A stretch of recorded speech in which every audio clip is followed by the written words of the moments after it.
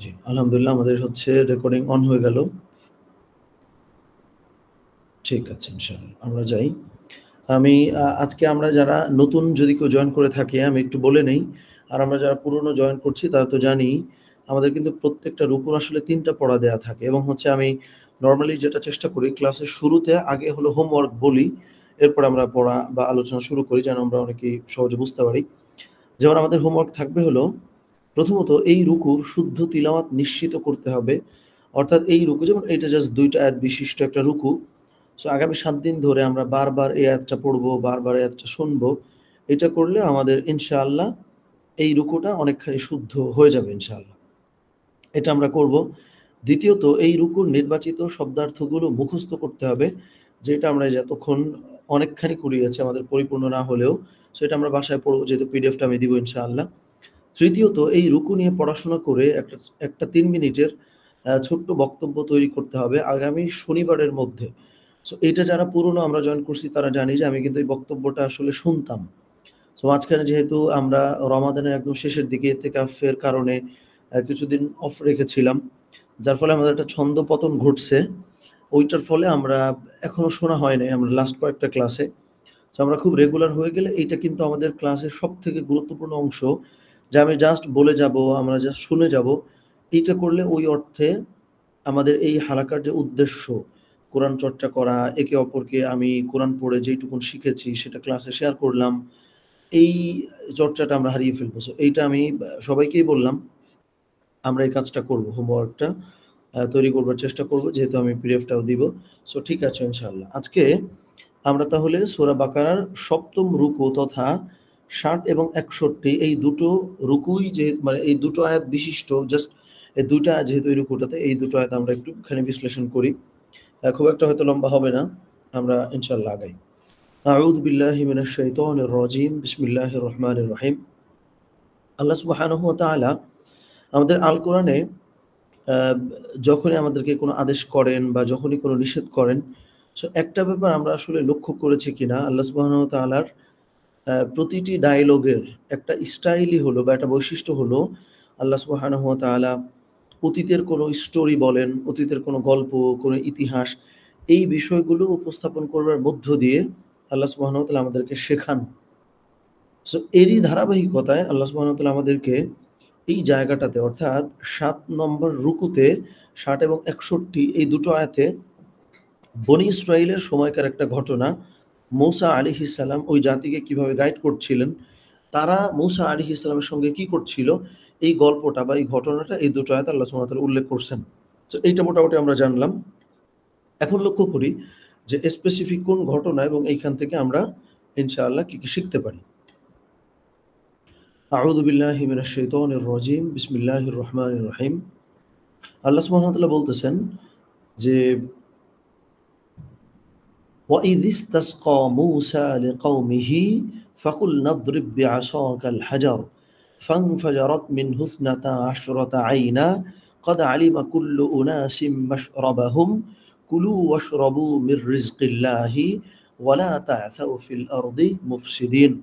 সুবহানাল্লাহ। আল্লাহ সুবহানাহু ওয়া তাআলা দেখেন একদম প্রত্যেকটা অংশে কি সুন্দর করে আমাদেরকে জানালেন যে ওয়াইদ মানে যখন ইস্তাসকা চেয়েছিল, পানি চেয়েছিল। ওই যে আমরা একটু আগে কিন্তু পড়েছি যে ইস্তাসকা মানে হচ্ছে পানি চাওয়া। সো ইস্তাসকা মূসা যখন মূসা আলাইহিস সালাম পানি চেয়েছিলেন লিকাওমিহি তার কওমের জন্য। সো লি মানে যখন এটা কওলার সঙ্গে আসে তখন এটা হলো কওমকে বলেছিল হয়। আবার এই লির মানে কিন্তু জন্যও আছে। তাইলে লিকাওমিহি মানে হচ্ছে তার কওমের জন্য। তাহলে যেটা দাঁড়ায় ওয়াইয ইসতাসকা মূসা লিকাওমিহি আর যখন মূসা তার কওমের জন্য পানি চেয়েছিল ফাকুলনা তখন আমরা বলেছিলাম মানে আল্লাহ সুবহানাহু ওয়া তাআলা বলতেছেন যে তখন আমরা বলেছিলাম, কি বলেছিলাম? ইদরিব, ইদরিব মানে হলো আমি বলি কোনো একটা লাঠি বা হচ্ছে কোনো একটা কিছু দিয়ে ধাক্কা দেয়া বা হচ্ছে বাড়ি দেওয়া। এটাকে ইদরিব বলা হয়। তো আল্লাহ সুবহানাহু ওয়া তাআলা বলতেছেন যে আমি তখন মূসাকে বলেছিলাম যে ইদরিব বাড়ি দাও বিআসাকা তোমার লাঠিটা দিয়ে আল হাজারা এই পাথরটাকে। সো আমি কিন্তু প্রত্যেকটা শব্দ বাই শব্দ বলতে চাই এইজন্য যে আমরা এমন না হোক যে আমি জাস্ট বলে গেলাম, আমরা শুনে গেলাম, আবার ভুলেও গেলাম। না, প্রত্যেকটা শব্দের অর্থটা আমরা জানবো, যেহেতু রেকর্ডিংটাও দিব। তাহলে যেটা হবে যে এই মানে আমরা যখনই আল কোরআন তিলাওয়াত করব, তখন আমরা এই অর্থটা একদম ওয়ার্ড বাই ওয়ার্ড না বুঝলেও এট লিস্ট পুরো আয়াতটা পড়লে আমরা বুঝতে পারবো ইনশাআল্লাহ যে এইখানে আল্লাহ সুবহানাহু ওয়া তাআলা এই বিষয়ে আলোচনা করছেন। তাহলে কি দাঁড়াচ্ছে? ইদরিব, যে তুমি বাড়ি দাও বিআসাকা, তোমার লাঠিটা দিয়ে আল হাজারা, এই পাথরটাকে। আচ্ছা, এই অংশের বিশেষ একটা লার্নিং আছে, এইটা আমি একটু বলে তারপরে আমরা আগাই। দেখেন, আল্লাহ সুবহানাহু ওয়া তাআলার একটা নিযম হলো, চাইলেই আল্লাহ সুবহানাহু ওয়া তাআলা আমাদেরকে আকাশ থেকে আমাদের জন্য খাবার পাঠিয়ে দিতে পারেন। আকাশ থেকে আল্লাহ সুবহানাহু ওয়া তাআলা আমাদের প্রয়োজনীয় সমস্ত কিছু আমাদেরকে দিতে পারেন। আমাদেরকে কোনো চেষ্টা না করলেও হইতো। কিন্তু আল্লাহ সুবহানাহু ওয়া তাআলার একটা নিযম হলো, আল্লাহ সুবহানাহু ওয়া তাআলা আমাদেরকে দিয়ে পরিশ্রম করান। আমাদেরকে বলেন যে আমাদের জায়গা থেকে যেইটুকুন করার আছে, ওইটুকু আমরা আসলে করি কিনা, এইটা আল্লাহ সুবহানাহু ওয়া তাআলা দেখতে চান। সেইটা এই আয়াত থেকে আমরা বুঝতে পারি কিভাবে, দেখেন, একজন নবী তার কওমের জন্য, মানে আমরা তো নবীর অনুসারী, স্বয়ং একজন নবী মূসা আলাইহিস সালাম আল্লাহ সুবহানাহু ওয়া তাআলার কাছে চাইছেন যে, আল্লাহ, আমার কওমকে তুমি পানি দাও, আমার কওমের পানি দরকার। আল্লাহ সুবহানাহু ওয়া তাআলা সরাসরি নবীকে কিন্তু পানি দিতে পারতেন। এটা আল্লাহ সুবহানাহু ওয়া তাআলা করেন নাই। আল্লাহ সুবহানাহু ওয়া তাআলা বলছেন যে, তোমার জায়গা থেকে যতটুকুন এফোর্ট, তোমার জায়গা থেকে যতটুকু চেষ্টা করবার সুযোগ আছে, হাতে একটা লাঠি আছে, লাঠি দিয়ে এই পাথরটাকে জাস্ট একটা বাড়ি দাও। এই এফোর্টটুকু দেওয়ার পরে কি হইল ঘটনা দেখেন, ফাজারাত মিনহু, এখান থেকে ঝর্ণা প্রবাহিত হইতে থাকলো। কতগুলা ঝর্ণা? ইসনাতা আশারা, অর্থাৎ 12টি আইনান, মানে হচ্ছে ঝর্ণা। এই যে মূসা আলাইহিস সালাম যেই মুহূর্তে এই পাথরটাকে বাড়ি দিলেন, তখন এই পাথরটা থেকে আল্লাহ সুবহানাহু ওয়া তাআলা 12টি ঝর্ণা প্রবাহিত করে দিলেন। মূসা আলাইহিস সালামের যেই গোষ্ঠী ছিল, 12টা গ্রুপ ছিল, প্রত্যেকটা কমিউনিটির জন্য। সো দেখেন, এই যে আমরা আমাদের জায়গা থেকে যতটুকু করার, এইটা যদি সর্বোচ্চটুকুন করি, তাহলে আমরা আমাদের অজান্তেই আমরা হয়তো জানবই না যে আল্লাহ সুবহানাহু ওয়া তাআলা আমাদের রিজিকের জন্য কতগুলা সোর্স খুলে দেবেন। কিন্তু ওই যে রাইট পাথরটাকে রাইট লাঠি দিয়ে বাড়ি দেওয়াটা আমাদের আসলে বাকি। ওই হিট যদি আমরা করে ফেলতে পারি, তাহলে কিন্তু আমরা রিজিকের ওই বারাকা ইনশাআল্লাহ পাবো। সো এইটুকুন আমরা এখান থেকে জানলাম। আরো কিছু বিষয় আছে যা আমি এই আয়াতের শেষ অংশে গিয়ে বলবো।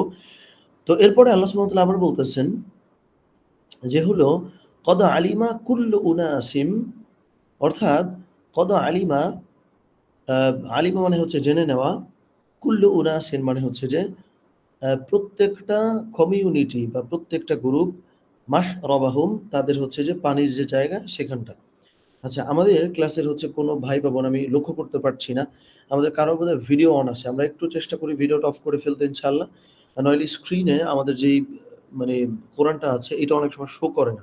সো আমরা সবাই ভিডিও এবং হচ্ছে অডিও ২ টা অবশ্যই অফ রাখবো ইনশাআল্লাহ। ওকে, আমরা যেখানে ছিলাম। তো মাশরাবাহুম মানে হলো পানি প্রবাহিত হওয়ার জায়গা। তো আল্লাহ সুবহানাহু ওয়া তাআলা বলতেছেন, এই যে ১২ টা ঝর্ণা বেরোলো, প্রত্যেকটা ঝর্ণা কোন কমিউনিটির জন্য কোনটা, প্রত্যেকটা কমিউনিটি জানতো যে একজন আরেকজনের ঝর্ণা থেকে পানি খেয়ে ফেলবে, এটা হয়নি। মানে কমিউনিটি জেনে ফেলবে, এরকম একটা চিহ্ন ওই ঝর্ণার মধ্যে আসলে ছিল। এরপরে আল্লাহ সুবহানাহু ওয়া তাআলা বলতে, আচ্ছা এটা আমি পরে বলি, আগে এই অংশটা বলে নেই। তো এখান থেকে আরেকটা গুরুত্বপূর্ণ শিক্ষা, সেটা হচ্ছে প্রত্যেকটা মানুষের যে অবস্থান বা প্রত্যেকটা মানুষের যে প্রাপ্য, সমস্ত কিছু বিভাজন করে, ডিস্ট্রিবিউট করে, আলাদা, আলাদা করে ফেলাটাও একটা উপায়, কোনো দ্বন্দ্ব, কোনো বিগ্রহ, কোনো কলহ, এটা থেকে মুক্ত থাকা। অর্থাৎ এই যে দেখেন, আল্লাহ সুবহানাহু ওয়া তাআলা কিন্তু চাইলে একটা নহর প্রবাহিত করে বলে দিতে পারতেন যে সবাই এখান থেকে পানি খাও। কিন্তু এইটা আল্লাহ সুবহানাহু ওয়া তাআলা না করে প্রত্যেকটা মানুষের, মানে মানুষ তো না, জাস্ট উদাহরণের জন্য আমি বলতেছি যে প্রত্যেকটা কমিউনিটির জন্য যেই জায়গাটুকুন বরাদ্দ, ওইটা আল্লাহ সুবহানাহু ওয়া তাআলা বরাদ্দ করে দিলেন। সুতরাং দেখেন, এই যে আমি জাস্ট খুবই কমন একটা এক্সাম্পল দিই, যেটা বর্তমানে আমাদের বাংলাদেশে অনেক চলতেছে, যে কার কতটুকুন জমি বা এটা নিয়ে একটা বন্টন নিয়ে অনেক ঝামেলা চলতেছে। সো এটা যদি আমি বলি যে যার যতটুকুন প্রাপ্য, এইটা যদি একদম লিখিত আকারে বলা থাকে, লিখিত আকারে দেওয়া থাকে, তাহলে কি হয়? কার কতটুকু আছে এইটা পরিষ্কার থাকে। যেমন দেখেন, আমি যদি আরো মানে খুবই রিলেটেবল একটা উদাহরণ দেই, যেমন অনেক ফ্যামিলি আছে বা এমন অনেক বাড়ি আছে যেইখানে একজনের জায়গায় আরেকজন ঘর করে থাকে। কিন্তু আবার এটা মনে করে যে ও যেহেতু আমার কাজিন, বা অমুক যেহেতু আমার চাচা, বা অমুক যেহেতু হচ্ছে যে আমার আত্মীয়স্বজন, তো আমার জায়গায় থাকলে কি হয়? বা আমি যদি তার জায়গায় থাকি এটাতে তাহলে কি হয়? সো এই যে এইটাতে কি হয়, এই কি হয় না হয়, এই যে ভার্বালি বা এই যে মৌখিকভাবে একে অপরের প্রতি একটা শ্রদ্ধা থেকে এই সুযোগটা দেওয়ার ফলে একটা টাইমে কি হয়, অনেক বড় দ্বন্দ্ব, তর্ক, বিতর্ক, মানে অমুকে জানে যে এইটা তো তাইলে আমারই জায়গা, আবার আপনি মনে করতেছেন এটা তো তাইলে আমারই জায়গা। সো তখন এইটা লং রানে মানে হচ্ছে যে পরিণতিতে গিয়ে এটা বড় রকম একটা ঝগড়া তৈরি হয়। তার মানে কি এটা যে আমার জায়গায় আমি কাউরে থাকতে দিব না বা আমি কারোর জায়গায় থাকবো না। তার মানে কখনোই কিন্তু এটা না। সো আমি যেটা বলতে চাইছি যে আমার কতটুকুন জায়গা এটা আমি নির্দিষ্টভাবে জানবো। কার কতটুকু জায়গায় সেও নির্দিষ্টভাবে জানবে। এইটা জানার পরে কেউ যদি না আমার জায়গা ভোগ করে বা আমি যদি কারোর জায়গা ভোগ করি এটাতে কিন্তু কোনো অসুবিধা নাই। কারণ তখন সেও জানবে যে এই জায়গাটুকু তো তার না বা আমিও জানবো যে এই জায়গাটুকু আমার না। সো এইজন্য লেনদেন বলি, জায়গা জমি বলি, সমস্ত কিছুর ক্ষেত্রে প্রপারলি মানে যথাযথভাবে একদম বিভাজনটা পরিষ্কারভাবে করতে পারা, এটা কিন্তু আল্লাহ সুবহানাহু ওয়া তাআলা এই আয়াত থেকে আমাদেরকে শেখাচ্ছেন। এইটা আমরা এখান থেকে ইনশাআল্লাহ গ্রহণ করব যে প্রত্যেকটা কমিউনিটির কার কতটুকুন জায়গা, এটা আল্লাহ সুবহানাহু ওয়া তাআলা এখান থেকে জানিয়েছেন। সো এটা গেল আমাদের এখানকার আমি যদি বলি যে ২ নম্বর লার্নিং এই আয়াত থেকে। সো ৩ নম্বরটা কি আছে আমরা লক্ষ্য করি আল্লাহ সুবহানাহু ওয়া তাআলা বলতেছেন যে, "কুলু ওয়াশরাবু", কুলু মানে হচ্ছে খাও, ওয়াশরাবু পান করো, মির রিজকিল্লাহি আল্লাহ সুবহানাহু ওয়া তাআলার রিজিক থেকে, ওয়ালা তা'থাউ ফিল আরদি আর জমিনে বা হচ্ছে আরদ মানে হচ্ছে পৃথিবী, এখানে তোমরা হচ্ছে কোন রকম ফাসাদ সৃষ্টি করবা না, মুফসিদিনা একজন বিপর্যয়কারী হিসেবে। সো এখান থেকে কি বোঝা গেল? ৩ নম্বর লার্নিং যেটা, যে আমাদের যার যতটুকু মানে প্রথমত হলো আমরা পরিশ্রম করব। এরপরে যে রিজিক আমাদের থাকবে, এই রিজিকে কার কতটুকুন বন্টন, কার কতটুকু মানে হচ্ছে বরাদ্দ, এটুকু আমরা জানবো ২ নম্বর লার্নিং। ৩ নম্বরটা হচ্ছে এই যে যার যতটুকু পাওয়া এইটুকুন আমরা অপচয় করব না। আমরা বিপর্যয় সৃষ্টি করব না, অপচয় করব না।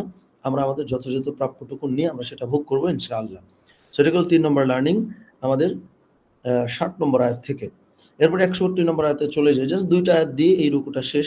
এরপরে আল্লাহ সুবহানাহু ওয়া তাআলা বলতেছেন যে ওয়াইদ কুলতুম, আর যখন কুলতুম তোমরা বলেছিলা, মানে হলো বনী ইসরাঈলকে আল্লাহ সুবহানাহু ওয়া তাআলা বলতেছেন যে যখন তোমরা বলছিলা ই ইয়া মূসা, যে হে মূসা, মানে কমিউনিটির লোকজনকে আল্লাহ সুবহানাহু ওয়া তাআলা বলতেছেন যে হে কমিউনিটির লোকজন, তোমরা যখন তোমাদের নবী মূসাকে বলতেছিলা ইয়া মূসা, যে হে মূসা, লান নাসবিরা আলা তাআমিন ওয়াহিদিন, লান নাসবিরা মানে হলো কিছুতেই আমরা সবর করব না। সো আমরা শব্দার্থ যখন মুখস্থ করিয়েছি, ওখানে নাসবিরা মানে হলো আমরা সবর করব, আর লান এটা একটা নেগেটিভ ওয়ার্ড, লান মানে কিছুতেই না। সো ২ টা মিলাইলে যেটা দাঁড়াবে লান নাসবিরা, কিছুতেই আমরা সবর করব না, আলা তাআমিন ওয়াহিদিন একটা খাবারের উপরে, ফাদউ লানা রাব্বাকা, সুতরাং তুমি তোমার রবকে ডাকো আমাদের জন্য। কেন ডাকবেন? ইউখরিজ লানা, তোমার রব যেন আমাদের জন্য বের করে দেন, মিম্মা তুমবিতুল আরদু, জমিন যেগুলারে উৎপন্ন করে এরকম জিনিস আমাদের জন্য যেন বের করে দেন, মিম বাকলিহা ওয়াকিসাইহা ওয়াফুমিহা ওয়া আদাসিহা ওয়া বাসলিহা।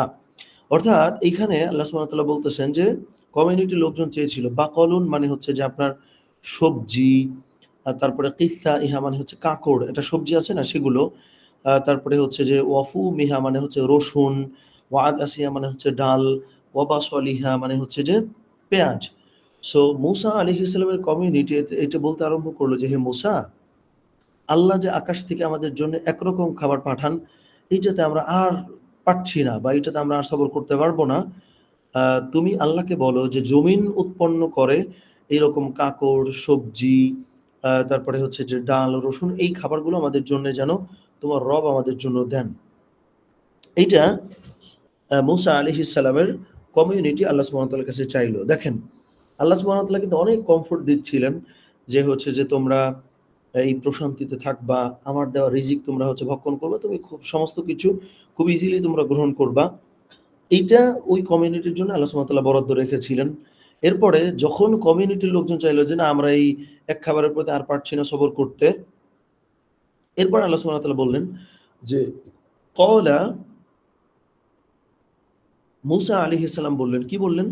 আতাস্তাবদিলুনাল্লাযী হুয়া আদনা বিল্লাযী হুয়া খায়র, আতাস্তাবদিলুনা, তোমরা কি বদল করতে চাও, আল্লাযী ওইটাকে, হুয়া আদনা যেটা হচ্ছে যে মানে এই যে তোমরা পেঁয়াজ, রসুন তোমরা উৎপন্ন করবা, এইটা তোমরা বদল করে চাও বিল্লাযী হুয়া আদনা বিল্লাযী হুয়া খায়র, এমন মানে হচ্ছে বিনিময়। এটা আমরা জাস্ট এই টা বুঝলেই হবে। মানে হচ্ছে বিনিময়, হুয়া খায়র যেটা হচ্ছে উত্তম। মানে হইলো যেইটা হচ্ছে তোমাদের জন্য উত্তম, ওইটার বিনিময়ে তোমরা এর থেকে অনুত্তম কোনো কিছু বদল করে তোমরা কি চাও যেটা হচ্ছে নগণ্য? এটা মূসা আলাইহিস সালাম তার কমিউনিটিকে বলছিলেন। দেখেন, এখন এই পর্যন্ত আমরা যদি আগে বলি, ওকে, এইটুকু আমরা বলি যে এইখানে আরেকটা বড় লার্নিং আছে। আমরা ৭ নম্বর আয়াতে ৩ টা লার্নিং এর কথা বলেছি।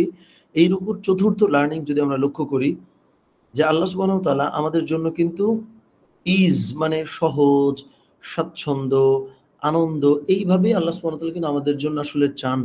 আমরা নিজেরা আমাদের কীর্তিকলাপে, কার্যকলাপে আমরা অনেক কিছু অনেক কমপ্লেক্স বানাই বা কঠিন বানাই। সো এটার আরেকটা বড় খুব দারুণ এক্সাম্পল হলো এই যে বনী ইসরাঈলদের একটা ঘটনা আল্লাহ সুবহানাহু ওয়া তাআলা সূরা বাকারার মধ্যে আমাদের জন্য জানিয়েছেন যে যখন মূসা আলাইহিস সালাম তার কমিউনিটিকে বলেছিল যে তোমরা একটা গরু জবাই করো, তাহলে এই যে একটা হত্যাযজ্ঞ তোমাদের কমিউনিটির মধ্যে হয়েছে, এইটা আমি যথাযথভাবে তদন্ত করে হত্যাকারীকে খুঁজে বের করব।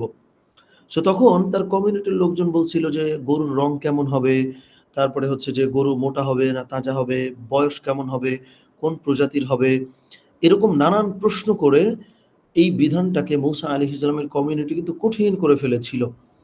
এইটাকে রেফারেন্স করে বা এটাকে টেনে রাসূলুল্লাহ সাল্লাল্লাহু আলাইহি ওয়াসাল্লাম কিন্তু বলেছিলেন যে, "তোমরা সমস্ত কিছু আমাকে জিজ্ঞেস করবা না। কারণ যখন তোমরা আমার কাছে কোনো কিছু জিজ্ঞেস করবা, তখন আমাকে কিন্তু উত্তর করতে হবে।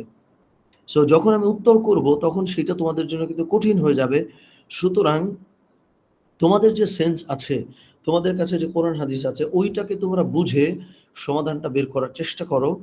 এইটা আমরা সমস্ত ক্ষেত্রে চেষ্টা করব যে আমরা প্রশ্ন করে অনেক কিছু অনেক কঠিন করে ফেলি, কমপ্লেক্স বানায় ফেলি। এইটা কিন্তু করা উচিত না। সো এই স্বভাব আমরা ত্যাগ করব। এইটা হলো আমাদের আজকের রুকুর ৪র্থ লার্নিং। সো আমি আ যদি আবার একটু বলে যাই, মানে আমি কিন্তু বারবার বলতেছি কিছু বিষয়। সো এটা আমরা বিরক্ত নই। যেহেতু আমরা মোটামুটি একটা টাইম ৪০-৪৫ মিনিট ৫০ মিনিট থাকি। সো এটা আমরা একটু এট লিস্ট এই টাইমটা আমাদের ভিতরে গেঁথে যাক আমাদের যে লার্নিং সেগুলা। সো ৬০ নম্বর আয়াতে আমরা ১ নম্বর লার্নিং যেটা পেয়েছিলাম যে আল্লাহ সুবহানাহু ওয়া তাআলা চান যে আমরা এফোর্ট দিই যে ইদরিব বিআসাকাল হাজার, যে আল্লাহ সুবহানাহু ওয়া তাআলা মুসা আলাইহিস সালামকে বলছিলেন যে তোমরা যে পানি চাইছো, তোমরা একটু এফোর্ট দাও। তোমরা হচ্ছে এই লাঠিটা দিয়ে হচ্ছে এই পাথরটাকে বাড়ি দাও, তাহলে তোমরা পানি পায়ে যাবা। সো আমরা আমাদের রিজিকের ক্ষেত্রেও ব্যাপারটা আসলে তাই যে ওই রাইট টাইমে রাইট লাঠি দিয়ে ওই জায়গাটা যদি আমরা আসলে হিট করতে পারি, আমরা আমাদের অজান্তেই অসংখ্য রিজিকের সোর্স আল্লাহ সুবহানাহু ওয়া তাআলা আমাদেরকে দিবেন। সো ওই এফোর্ট টুকু যতটুকু আমাদের দেওয়ার কথা আল্লাহ চাইছেন, ওইটুকু এফোর্ট আমরা ইনশাআল্লাহ দিব। ১ নম্বর লার্নিং ছিল। ২ নম্বরটা হলো আমরা প্রত্যেকটা মানুষকে যথাযথ ডিস্ট্রিবিউশন করে দিব যে অমুকের এইটুকুন জায়গা, আমার এইটুকু জায়গা, অমুকের এইটুকু প্রাপ্য, আমার এইটুকু প্রাপ্য। সো এই বিষয়গুলো একদম লিখিত থাকবে। এরপরে যখন আমি জানলাম যে এইটুকু আমার, ওইটুকু অমুকের, এরপরে যদি আমি তারটা ভোগ করি বা সে যদি আমারটুকু ভোগ করে, এটা কিন্তু কোনো অসুবিধা নাই। কিন্তু আমরা কেউই জানি না যে আমি কারটা ভোগ করলাম বা হচ্ছে কে আমারটা ভোগ করলো। এই অজান্তে একদম হচ্ছে সবাই মনে করতেছে সব তার, আমি মনে করতেছি সব আমার। এইটা আল্লাহ সুবহানাহু ওয়া তাআলা পছন্দ করেন না। বরং আল্লাহ সুবহানাহু ওয়া তাআলা পছন্দ করেন টাকা হোক, জমি হোক, পয়সা হোক, সমস্ত কিছু কার কতটুকুন, এইটুকুন একদম প্রপারলি যথাযথভাবে ডিস্ট্রিবিউটেড থাকবে, এটা বন্টিত হয়ে যাবে। এটা হলো ২ নম্বর লার্নিং ছিল। ৩ নম্বরটা হচ্ছে যার যতটুকু সে পেয়ে গেল, এই পাওয়ার পরে সে যেন অপচয় না করে, আ বিপর্যয় সৃষ্টি না করে যথাযথভাবে সে যেন ভক্ষণ করে এবং হচ্ছে পানাহার মানে পান করে। দুটো মিলে পানাহার।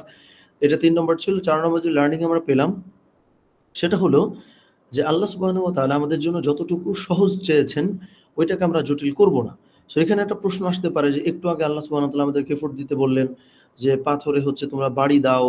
এখন আবার হচ্ছে এই আয়াতে আল্লাহ সুবহানাহু ওয়া তাআলা বলতেছেন যে তোমাদের জন্য যেটা উত্তম ছিল ওইটা বাদ দিয়ে হচ্ছে তোমরা অনুত্তম যেটা চাচ্ছ যে তোমরা পেঁয়াজ রসুন ফলাবা। এই প্রশ্ন আসতে পারে। উত্তরটা হলো দেখেন, এখান থেকে যেটা আমরা শিখব, যেই এফোর্ট টুকু বা যেই চেষ্টাটুকু আল্লাহ সুবহানাহু ওয়া তাআলা করতে বলেছেন, আমরা ওইটুকু করব। যেই বিধান আল্লাহ সুবহানাহু ওয়া তাআলা মানতে বলেছেন আমরা ওইটুকু মানব। কিন্তু আমরা নিজেরা আগ বাড়ায়া অতিরিক্ত বুঝে যে আল্লাহ আমি এটা চাই না, আমারে হচ্ছে এইটা দাও বা হচ্ছে এইটা করো। এই যে আল্লাহর মানে আমার জন্য নির্বাচিত কোনো কিছু, ওইটাকে আমি বাদ দিয়ে আমি মনে করতেছি যে এটা বেটার, ওইটাতে বেশি ফোকাস দিয়ে ফেলা, এইটা আল্লাহ সুবহানাহু ওয়া তাআলা আমাদেরকে চাইতে নিষেধ করছেন। সো আমরা এফোর্ট দিব, চেষ্টা করব যতটুকু আল্লাহ আমাদেরকে করতে বলেছেন ওইটুকুন, কিন্তু অতিরিক্ত বুঝবো না। সো এখান থেকে ২ টা মিলে আমরা একটা ব্যালেন্সড অ্যাপ্রোচ মানে হলো জীবনের ক্ষেত্রে, দোয়ার ক্ষেত্রে, সমস্ত কিছুর ক্ষেত্রে ওই ভারসাম্যপূর্ণ অবস্থানটা আমরা আসলে গ্রহণ করব। এইটা হলো আমাদের এই আয়াতের বা এই রুকুর ৪র্থ শিক্ষা। এরপরে দেখেন আল্লাহ সুবহানাহু ওয়া তাআলা বলতেছেন যে আমরা যদি যাই এই অংশটা বিশেষ করে, ইহবিতু মিসরান ফাইন্না লাকুম মা সাআলতুম। দেখেন, তখন মূসা আলাইহিস সালাম বলেছিলেন, কি বলছিলেন? যে ইহবিতু মিসরান। এই মিসরন মানে কিন্তু নির্দিষ্ট মিশর শহর না। মিসর মানে জাস্ট যেকোনো একটা শহর। তো মূসা আলাইহিস সালাম বলছেন যে, ঠিক আছে তাহলে তোমরা ওই নির্দিষ্ট ওই শহরটাতে যাও। ফাইন্না লাকুম মা সাআলতুম। তাইলে তোমরা হচ্ছে যেটা চাও সেটা হচ্ছে তোমরা ওখানে যেয়ে পাবা। বোঝেন? অদরিবাত আলাইহিম, এইটা হচ্ছে এইটা মানে মাঝখানে একটু গ্যাপ আছে। গ্যাপটা হচ্ছে কি? ওদেরকে মানে ওই শহরে যেইভাবে আল্লাহ সুবহানাহু ওয়া তাআলা প্রবেশ করতে বলেছিলেন, এইটা ওরা আসলে শোনে নাই। বা ওদেরকে ওদের এই রিজিকটা পাওয়ার জন্য আল্লাহ সুবহানাহু ওয়া তাআলা যেই কাজগুলো করতে বলেছিলেন, এইটা আরেকটা আয়াতে আসলে উল্লেখ আছে যে ওদেরকে বলেছিল যে, "তোমরা এইটা বলতে, বলতে ওই সিটিতে প্রবেশ করবা, এইভাবে প্রবেশ করবা।" সো ওইখানেও ওরা একরকম হচ্ছে গোয়ার্তুমি করেছে বা তেড়ামি করেছে যে, "না আমরা এটা আমরা এমনি, এমনিই চাই।" তখন কি হইল? অদরিবাত আলাইহিমু যিল্লাতু ওয়াল মাসকানা। এই যে আল্লাহ ওদেরকে যেটা দিছিলেন, এটা তো ওরা নিলই না। ওরা আবার যেটা চাইলো, ওই ক্ষেত্রেও আল্লাহ সুবহানাহু ওয়া তাআলার যে গাইডলাইন ছিল, সেটা যখন ওরা ভঙ্গ করল, তখন কি হইল? ওয়াদুরিবাত আলাইহিমু যিল্লাতু ওয়াল মাসকানা। তখন আল্লাহ সুবহানাহু ওয়া তাআলা ওদের উপরে দরিদ্রতা, লাঞ্ছনা এগুলো চাপায় দিলেন। ওয়াবাউ বিগদাবিম মিনাল্লাহ। এবং তারা হচ্ছে যে আল্লাহর যে রাগ, আল্লাহর যে ক্রোধ, এটার মাধ্যমে আক্রান্ত হয়েছিল। এরপর আল্লাহ সুবহানাহু ওয়া তাআলা বলতেছেন, "যালিকা বিআন্নাহুম কানু ইয়াকফুরুনা বিআয়াতিল্লাহি ওয়া ইয়াকতুলুনান নাবিয়্যিনা বিগাইরিল হাক্কি।" এখানে পুরো ব্যাপারগুলো আসলে বলা আছে। এই যে ওদের উপরে লাঞ্ছনা চাপাই দেয়া হইল, এই যে আল্লাহ সুবহানাহু ওয়া তাআলা রাগান্বিত হইলেন, এটার আসলে কারণ কি ছিল? কারণগুলো খুব পরিষ্কার করে আল্লাহ সুবহানাহু ওয়া তাআলা বলেছেন যে, ইয়াকফুরুনা বিআয়াতিল্লাহি। ১ নম্বর কারণ হচ্ছে ওরা আমার যে আয়াত বা আমার যে বিধান, আমার যে নির্দেশিকা, এগুলারে ওরা খুব সিরিয়াসলি নিত না। এগুলার ওরা অস্বীকার করত, এগুলারে নিয়ে ওরা স্যাটিসফাইড ছিল না। এটা একটা বড় কারণ। ওয়ায়াকতুলুনান নাবিয়্যিনা বিগাইরিল হাক্কি। আরেকটা বড় কারণ হলো ওরা অন্যায়ভাবে নবীদেরকে হত্যা করত। নাউযুবিল্লাহি মিন যালিক।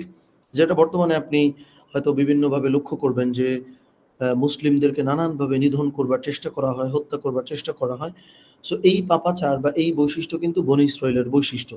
সো এই দুটো কারণে আল্লাহ সুবহানাহু ওয়া তাআলা ওদের উপরে দরিদ্রতা, লাঞ্ছনা, কারণ ওই যে দেখেন মূসা আলাইহিস সালাম ওদেরকে যে গাইড করছেন যে তোরা এইভাবে কাজ কর, তোমরা হচ্ছে এইটাতে স্যাটিসফাইড থাকো। এই জিনিসগুলো ওরা কিন্তু শুনতো না। এটার কারণে ওদের উপর এই দরিদ্রতা, লাঞ্ছনা চাপাই দেয়া হইল। এরপরে আল্লাহ সুবহানাহু ওয়া তাআলা সর্বশেষ বলছেন যে, "যালিকা বিমা আসাউ ওয়া কানু ইয়াতাদুন।" যে এই সমস্ত কিছুর কারণ হলো বিমা আসাউ ওয়া কানু ইয়াতাদুন। ওরা হচ্ছে যে অ্যা মানে সীমা লঙ্ঘন করত, অমান্য করত। ওয়া কানু ইয়াতাদুন এবং হচ্ছে ওরা আ আ যেটাকে কি বলা যায়? মানে আল্লাহর যে গাইডলাইন এটাকে মানে সীমা লঙ্ঘনটাই আসলে বলা যায়। ওরা হচ্ছে সীমা লঙ্ঘন করত। এই যে ওরা অমান্য করত, বেশি বুঝতো, সীমা লঙ্ঘন করত, নবীদেরকে মানত না, তেড়ামি করত। এই যে স্বভাব, এই স্বভাবের কারণেই মূলত ওদের জীবনে দরিদ্রতা আসে, ওদের জীবনে অপমান আসে, লাঞ্ছনা আসে। এই সমস্ত কিছু ওদের সঙ্গে ঘটে। সো এইটাকে আমরা ৫ম লার্নিং হিসেবে ধরতে পারি যে আল্লাহ সুবহানাহু ওয়া তাআলা আমাদের জন্য যা বরাদ্দ রেখেছেন, ওইটাকে আমরা সন্তুষ্ট থাকবার চেষ্টা করব। সো এই ৫ টা শিক্ষা আমরা আলহামদুলিল্লাহ সূরা বাকারার যে ৭ম রুকু যেখানে ৬০ এবং ৬১ এই দুটো আয়াত, এখান থেকে আলহামদুলিল্লাহ আমরা পেলাম।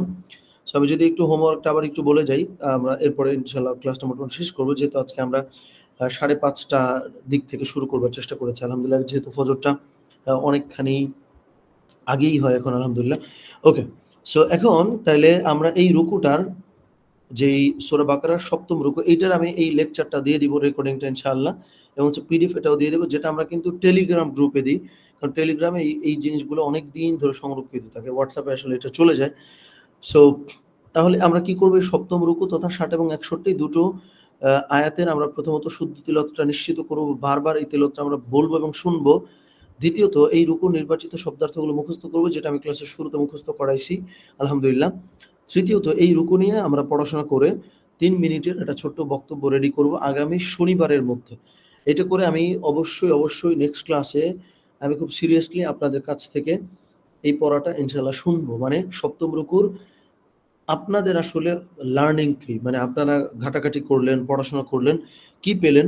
সো এটা আমিও শুনবো এবং ক্লাসে আমরা যারা উপস্থিত থাকবো, তারাও আশা করি আপনার এই আলোচনা শুনে উপকৃত হবেন। আপনি সদাকায়ে জারিয়াও পাবেন এবং এই উসিলায় কোরআন চর্চা করার একটা সুযোগও আপনার ইনশাআল্লাহ হবে। সো ঠিক আছে, আমার মনে হয় যে এইটুকুন গেল আমাদের সত্যিকারের অর্থেই রমাদানের লাস্ট ১০ দিনের আগ পর্যন্ত আমরা খুব রেগুলার পড়া শুনতেও পারতাম। সো এটা ইতিকাফের কারণে আমরা একটু অফ রেখেছিলাম। এরপরে ঈদের পরে ছুটি গেল। সো এইটা একরকম আমাদের কি বলে একটা রিস্টার্ট আসলে দরকার। সো আমি বলব যে আমরা গুটি কয়েক যারা খুব রেগুলার উপস্থিত হই, আমি তাদের আসলে স্বতঃস্ফূর্ত অংশগ্রহণ চাই। খালি আমরা ক্লাসে অংশগ্রহণ করব এইটা না। মানে পড়া দিব, পড়া শুনবো, প্রশ্ন করব, এই জিনিসগুলাতে আমরা অংশগ্রহণ করব। তাইলে সত্যিকারের অর্থে এটা কোরআন চর্চা হবে, কোরআনিক হালাকা হবে। অন্যথায় আমি জাস্ট বলে যাবো, আপনারা যা শুনে যাবেন, এটা কিন্তু ওই অর্থে ইফেক্টিভ না।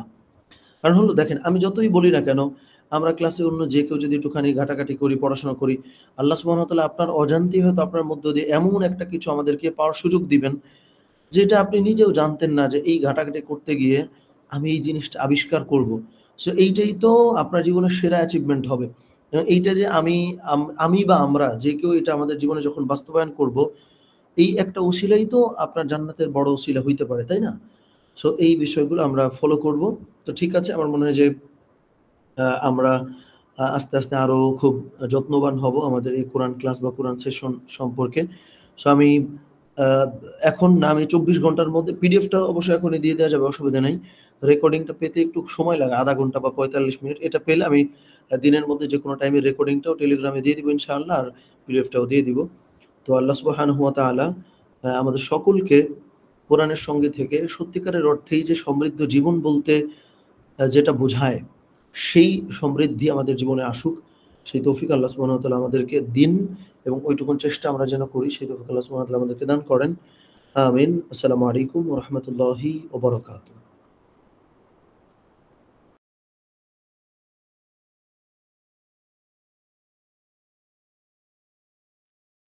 উস্তাদ আসসালামু আলাইকুম।